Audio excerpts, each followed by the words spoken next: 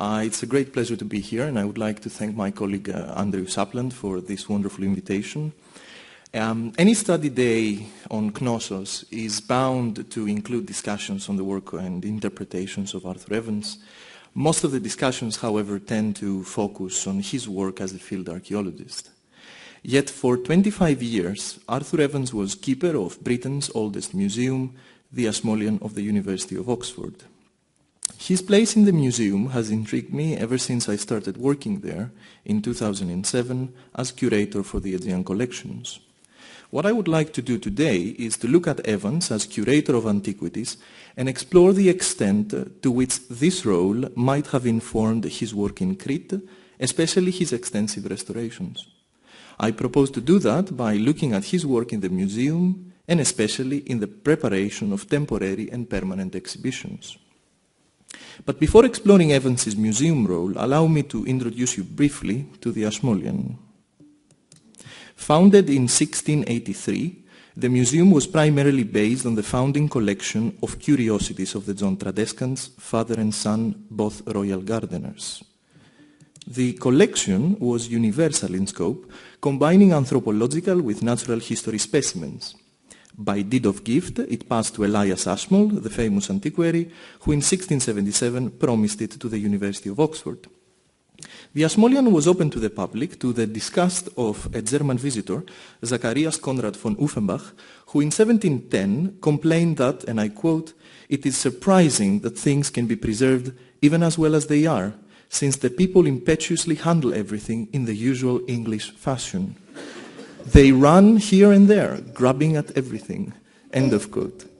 Uffenbach's description is probably accurate. The inevitable processes of decay took their toll on the collection, with the result that in 1824 the skins of animals collected by the Tradescans had fallen into total decay, and that the apartment dedicated to the exhibition of them had become much dilapidated.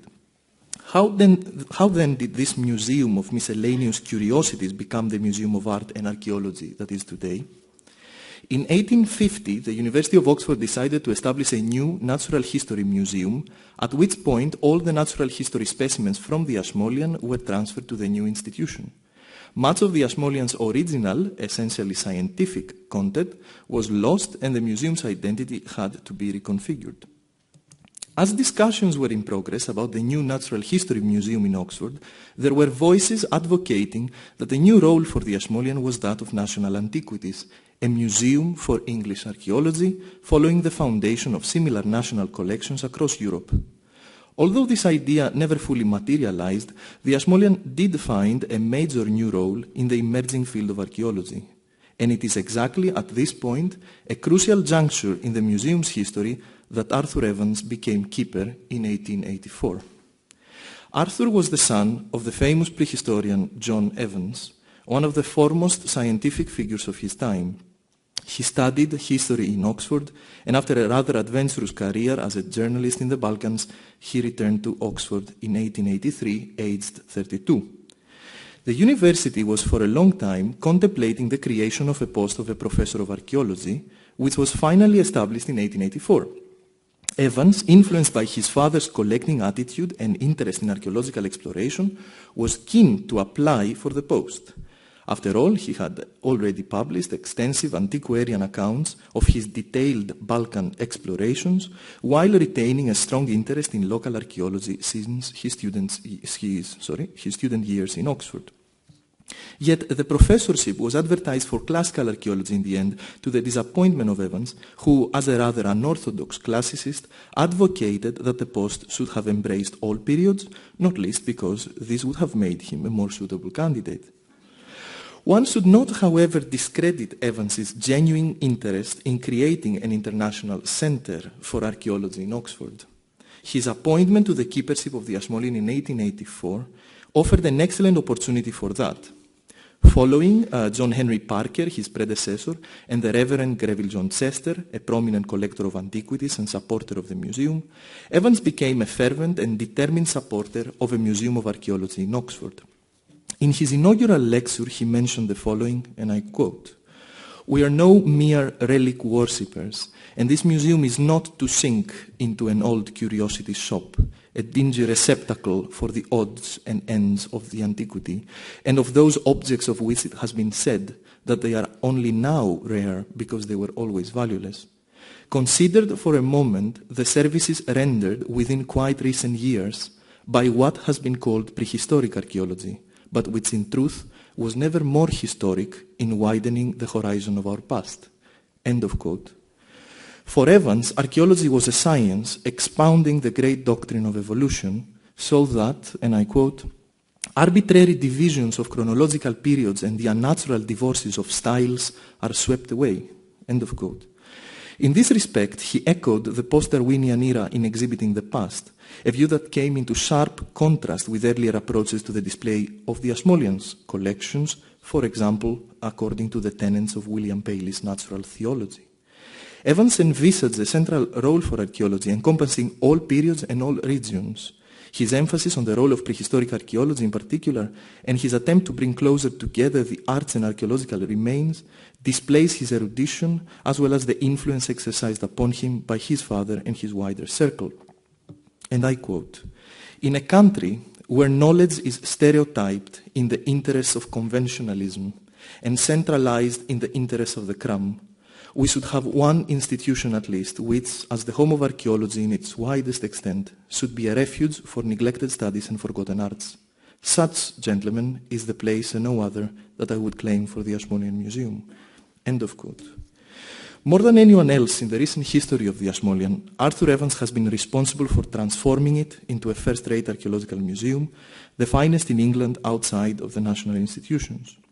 During his keepership, and with the generous financial support of Charles Fortnum of the famous family of grocers, Evans was able to move the collections from their old building in Broad Street to an extension built specifically for this purpose at the back of the university galleries, where the paintings, sculpture, and classical casts were housed.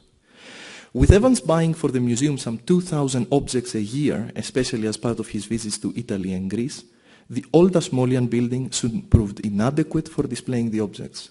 In addition, Evans offered in 1884 to relinquish the important ethnological holdings of the Ashmolean to the newly founded Pitt Rivers Museum. His main aim was to gain space for the archaeological material while demanding the centralization in the Ashmolean of archaeological collections, which according to him were inappropriately held in other university departments. Perhaps Evans's single most important achievement during his keepership at the Ashmolean was the amalgamation of the university galleries with the Museum of Archaeology. In 1908, the two institutions formally merged, creating the Ashmolean Museum of Art and Archaeology that we know today.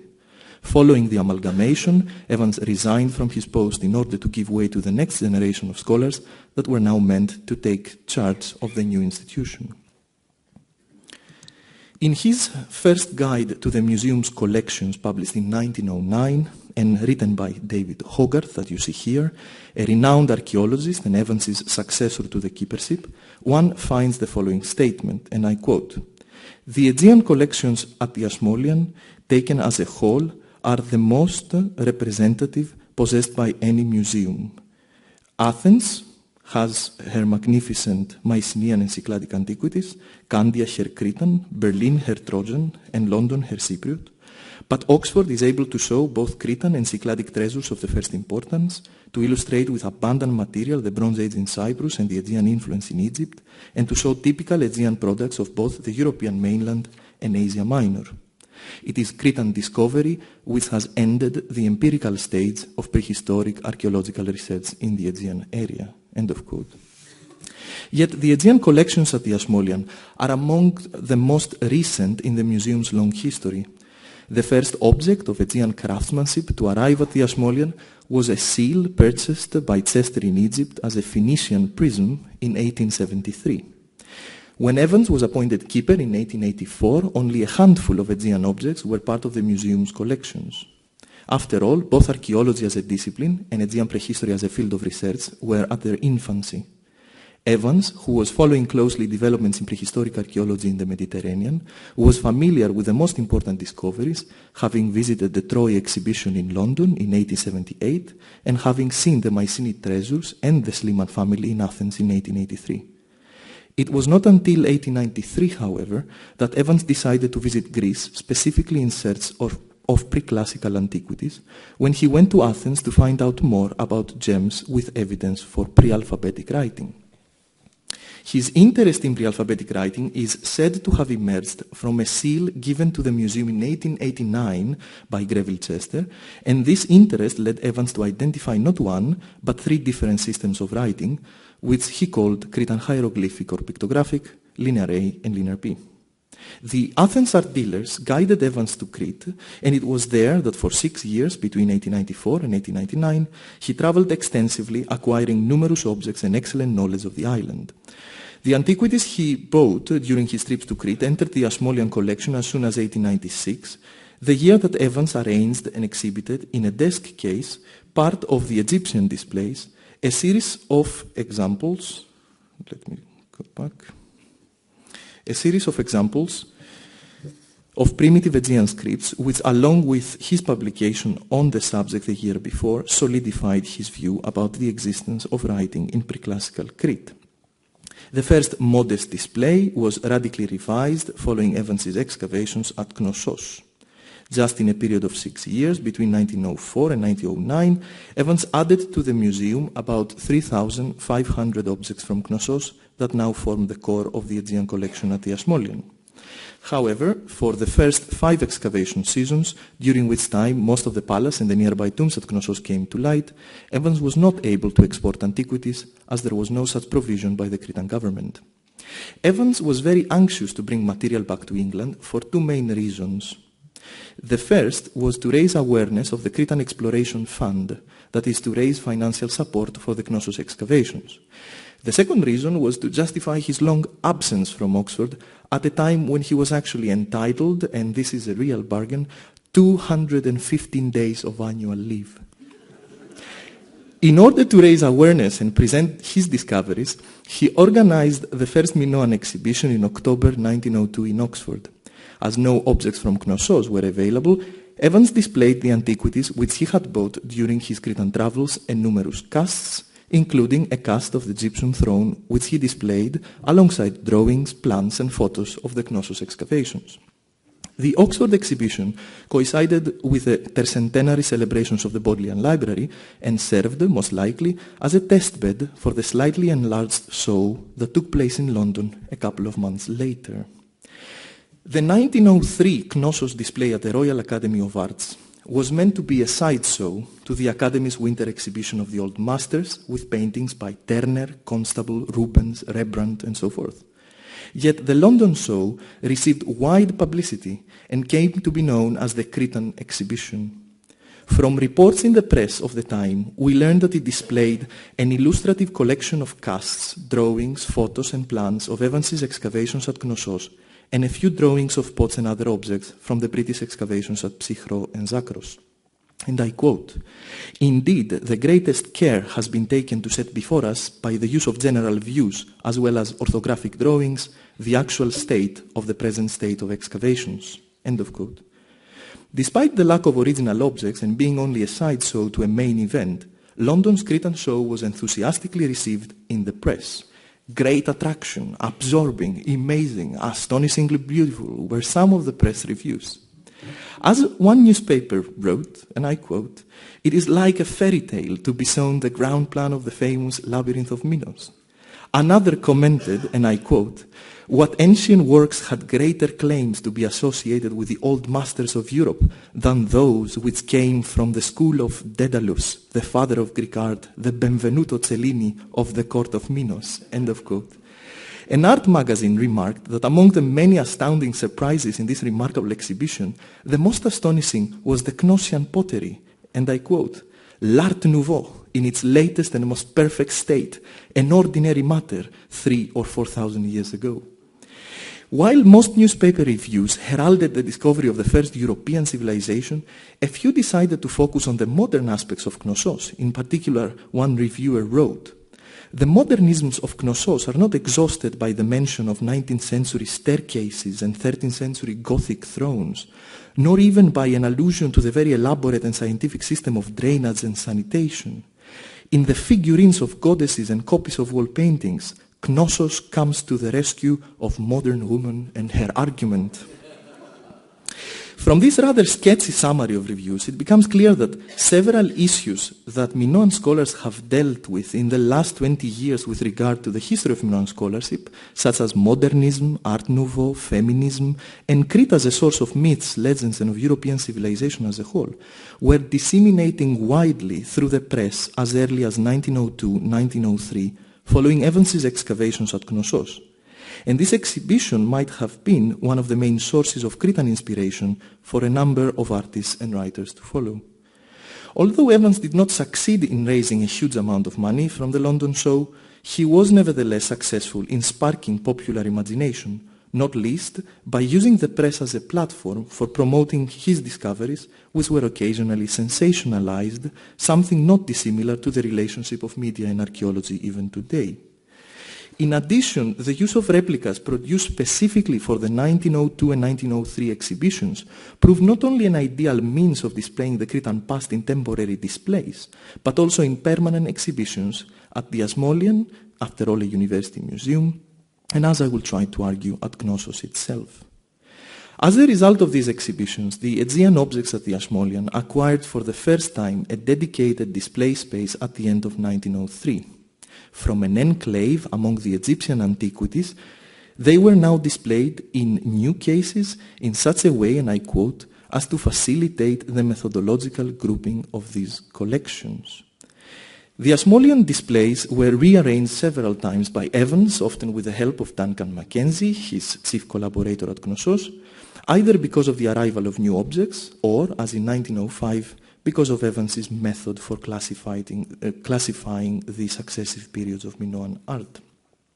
The objects and displays at the Ashmolean became for Evans a testbed for his theories and interpretation, and despite the arrival of numerous objects from Crete, Evans continued to commission new casts and replicas, which he valued highly for their didactic aspect.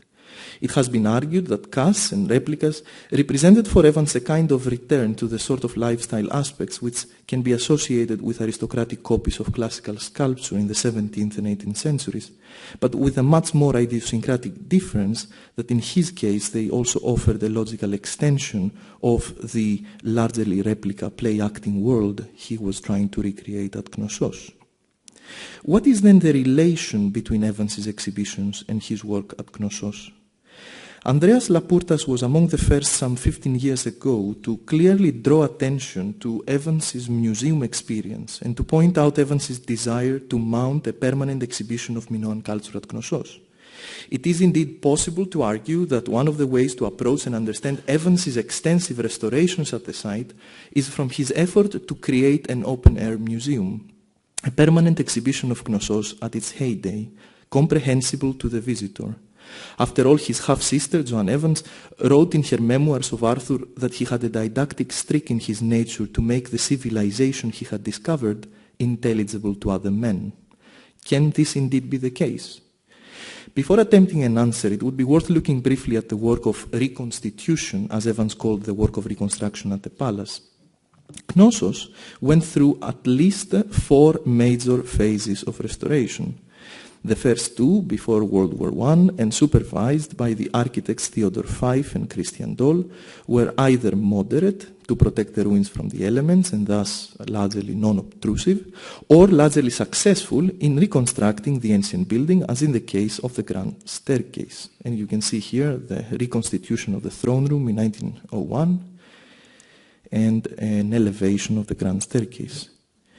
During this period, and just a few months after the London exhibition and the Ashmolean redisplay, Evans created a reference museum above the throne room, which eventually, and after several phases of reconstitution, became a loggia and a picture gallery for the recreated frescoes. By the time, and despite the relatively small scale of these early interventions and restorations, Evans became the recipient of criticism, not least because of the expenses involved. David Hogarth expressed his discontent about the princely things way the princely way, things are done at Knossos, which actually hampered significantly the process of raising money in support of the excavations. And I quote, "These expensive methods are yours in digging, as in collecting and in ordinary life. You are a rich man's son and have probably never been at a loss for money." End of quote. Despite the criticism, Hogarth in the same letter to Evans recognized advantages in the expensive approach. And I quote, "If you spend much more in proportion to Flinders Petrie, you produce far worthier results in published form, and one feels that nothing has been spared to obtain expert accuracy.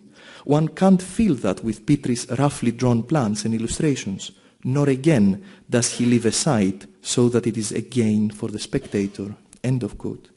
A sight so that it is a gain for the spectator was already taking shape when Hogarth wrote this letter to Evans in 1902, and you can see this picture is from 1904. But from these moderate yet expensive early restorations, Evans decided to implement an even more expensive and radical transformation. What did then lead to the later, more radical phase of restorations? When Evans revisited Knossos after the war, he found crumbling walls and the palace in a general state of disrepair. The experience of earthquakes on Crete, especially that on 26 June 1926, when numerous objects were destroyed in the Heraclion Museum, appeared to have convinced Evans to finalize his drastic, yet successful as he thought, reconstitution, using this time more extensively reinforced concrete. There are two ways of interpreting the transformation of the palace. There are reasons to believe, as several scholars have done in the past, that Evans was afraid that his legacy would not survive, and the best way to maintain it was by consolidating the ruins, some sort of a Victorian vanity project. At the same time, however, it has to be stressed that a series of events paved the way for the materialization of his vision to turn Knossos into an archaeological open-air museum. In 1908, following the deaths of his father and cousin, Evans came into the possession of a large fortune that allowed him to live a good life but also invest at Knossos. His work at the Aegean gallery at the Ashmolean, and especially the preparation of the voluminous Palace of Minos, helped him to refine further his ideas and interpretations about Knossos, as did his public lectures and the use of casts and replicas. Characteristic examples of his vision are the colorful, romantic drawings commissioned for the publication of the Palace of Minos, which subsequently became the blueprint for the actual restorations at the site. And you can see here the two most famous examples, the Room of the Throne and the Queen's Megaron. These restorations, especially due to their extent, created a fervent debate and became a matter of controversy already in the 1920s, with some people expressing awe and admiration for the work carried out at Knossos, and others, including numerous archaeologists, criticizing their scale and necessity. For example, John Pendlebury, Knossos curator between 1929 and 1934, was frustrated by Evans's pace of restoration to the extent that before the excavation of the temple tomb was completed in 1931, Evans had already imposed his interpretation on it as the tomb of Minos and immediately began the restoration of the structure as such, and I quote, "really playing about with the tomb in an abominable way." End of quote. In his defense, Evans remarked in the introduction to Pendlebury's Knossos guidebook, and I quote, "In the works of reconstitution, which here so necessarily followed that of the spade, the object of affording an intelligible picture to the visitor has been constantly kept in view." End of quote. Although Evans was advised throughout the work of reconstruction by his architects, and one should not overlook the architect's important contribution in shaping Knossos, and despite efforts to distinguish the actual ruins from the restorations, the extensive rebuilding, along with the use of replicas, another costly undertaking, soon blended into one form. This confusion on part of the visitors was not limited to Knossos. For example, in 1924, David Hogarth decided to change the color of the labels used for replicas at the Ashmolean Museum in order to distinguish them from the original objects, following the visitors' and students' increasing confusion. After his retirement, Evans organized two more exhibitions with Cretan antiquities. In 1926, he put on display part of his own personal collection and that of his father in 3 rooms under marquees in his house at Boars Hill near Oxford, on the occasion of the meeting of the British Association for the Advancement of Science, attended by 850 delegates. This exhibition, best described as a Victorian conversazione, was aimed to the specialist with several trays of sherds and small finds on display, along with colored plates of objects and frescoes, mostly deriving from the publication of the Palace of Minos, and all clearly directed to impress a scholarly audience. It was only after the completion of the restoration work at the palace and the publication of the Palace of Minos that Evans decided to organize another major Cretan show, the Minoan Room, part of an exhibition at the Royal Academy of Arts to celebrate the 50th anniversary of the British School at Athens. The Minoan Room is the best documented exhibition organized by Evans, at that time aged 85, both in terms of the surviving visual record and the accompanying textual documentation. The 1936 exhibition encapsulates Evans's understanding of Minoan Crete and of Knossos. Themes included styles of pottery, relations between Crete and Egypt and Syria, the principal religious consumptions and observances of the Minoan people, seals and signets, and a table case on the undeciphered Minoan systems of writing. It was this display, for example, that most struck a 14-year-old boy named Michael Ventris, who 16 years later astounded the world by deciphering Linear P. Most objects for this exhibition came from the Ashmolean. The displays followed clearly the narrative of the Palace of Minos and showed all stages of development, culminating in the palace style, which was cut short by the earthquake, as Evans thought, that destroyed the Palace of Knossos at about 1400 BC. The labels, most of which are still preserved at the Ashmolean, were taken from Evans's numerous publications, while drawings, plans, diagrams, reconstructions, replicas, and numerous photos provided the necessary visual props for the visitors to experience what one newspaper review called Minos in Piccadilly.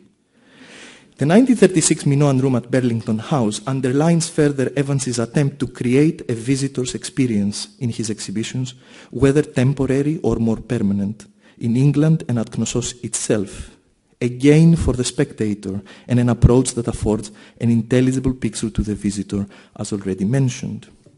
This approach is not dissimilar to what many European museums were trying to achieve in the second half of the 19th century with their exhibition rooms by reconstructing an ancient setting in which to display their objects, from the time of the 1851 Great Exhibition in London to the Egyptian rooms of the Neues Museum in Berlin. Another possible source of influence for Evans was Pompeii, which held a prominent place in public imagination. Evans, who visited the site several times and kept detailed accounts of his visits, appeared to have been inspired by the extensive preservation of the ruins based on the parallels that he drew on several occasions between Pompeii and Knossos. At the same time, at Pompeii, Evans may have realized the potential of understanding the character of a site by contextualizing the monuments within the actual ancient environment. After the 1936 London exhibition, Evans, who had been giving objects to the Ashmolean throughout his life, gave most of his Minoan collection to the museum. This necessitated a rearrangement of the Minoan Room, which Evans undertook between 1937 and 1939. This room stayed unchanged until 1951 and formed the permanent display of Aegean art and archaeology at the Ashmolean. Since then, the Aegean collections have undergone several redisplays, with the most recent in 2009, following the Ashmolean's major redevelopment. And this brings us back to the question I posed at the beginning of my presentation: to what extent did Evans's role as curator inform his work at Knossos? Any attempt to understand Evans's excavations, and especially his restorations at Knossos, should take into account his efforts to present the site and his work to the public. It should also acknowledge the use of replicas as well as the organization of temporary and permanent exhibitions. As I have tried to argue, his interest in transforming Knossos might have developed alongside his work at the Ashmolean, which he managed to turn into a first-rate museum of archaeology.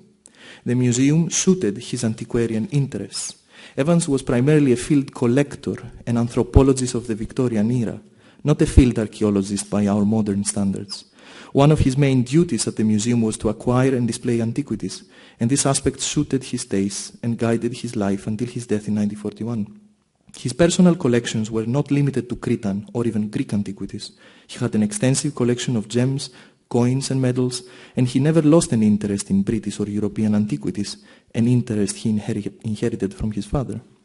His experience with objects as collector and curator informed and at the same time helped shape his attitude towards the preservation of and presentation of Knossos to the public, a preoccupation, as I hope to have made clear, that was quite apparent already from the first years of his work at the site.